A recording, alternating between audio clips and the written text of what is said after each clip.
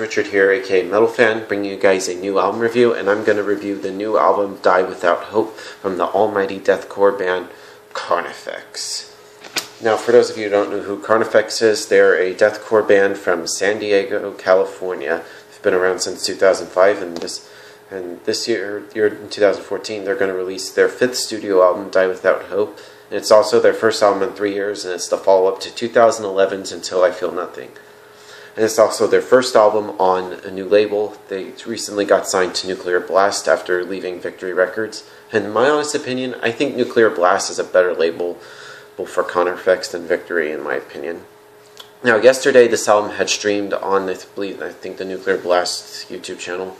And I went and checked it out. I mean, obviously beforehand I've heard that the album had leaked, but I decided to wait and hold off. But I am still going to buy the album, though, because I do love these guys' stuff, and I need to get their other albums, if you ask me. And what can I say about this album? Holy shit, this album is awesome. I think this is the best thing that this band has done since The Disease and The Poison, in my opinion. I mean, I love everything that Carnifex has ever done. I mean, with every album, they keep getting better and better and better. I mean, they're like fine wine. And they also... The production on this album sounds really tight. It's just thick, and yeah, the guitar playing on this album is just crazy. It's just ripping leads, just heavy guitar playing from Corey Arford and their new guitar player Jordan Rockery, who replaced Ryan. I can't remember his last name, but yeah, both their guitar playing on this album sounds really awesome. And the bass is audible, as always, from Fred Calderon. His bass playing is pretty awesome. And the drumming. Sean Cameron is a fucking beast. Like, it just pummels your face in, just blast beats and fills and all that good shit. And Scott Lewis's vocals has just gotten better on this album. Like, I think with every album, I think Scott's vocals gotten better and better and better. I'm just, wow.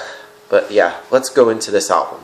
The album opens up with Salvation is Dead. Now, it starts off very eerie, haunting, and dark. It's just, wow. But then it sort of kicks right in and just punches you in the face, which is a great way to start off an album with just a bang, which I think a lot of albums should start with, if you ask me. All right. Then we get to Dark Days, which is another good song. It sounds something like they've never done before. It's another really good song. Right. Next song is called Condemned to Decay, which is another great song. And for some reason, this song kind of reminds me of Heartless a little bit. And there's also a really great solo in there, and there's a great lead part. And for first, they actually have a little bit of a piano playing near the end of the song. I think Sean Cameron played that. I think that's what I've heard. I might be mistaken. Just comment if I'm wrong. Then we get to the title track of the album, Die Without Hope. Now, I first heard the live version of this track, and then we hear the studio version. It's just, wow, it's just amazing. All right. Next song is called Hatred and Slaughter, which has a bit of a groovy type song, but also has a bit of brutalness in there. It's just very metal if you ask me. All right. Then we get to Dragged into the Grave, which I already did a track review of that song. It's a very, very good song, and I really might get a little bit off topic, but Corey Arford, the guitar player, actually commented on my review of that song and said it was awesome. So props to you, Corey, if you see this review.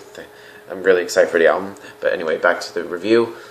Now we get to the next song. Is called Rotten Souls, which is it starts off and it has a little build up. It's a build up in the song. It's just a really great song.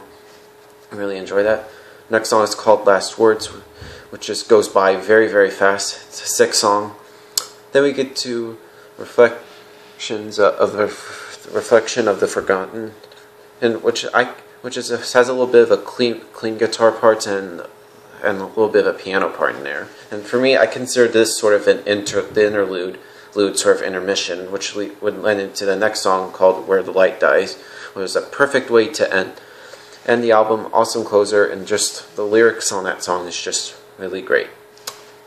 Now, overall, this album is just wow. I would, if anybody is a fan of Carnifex, I would recommend getting this album, especially even if you're a fan of deathcore. You should totally get this out, because Carnifex are pretty much one of the best deathcore bands to date. Now, if I would give this a score, I would give this probably a solid 9 to a 9.5 out of 10. I'm just really excited. Yeah, I'm just going to conclude this video. Just thanks to you all for watching. I'll see you guys later, and keep it metal.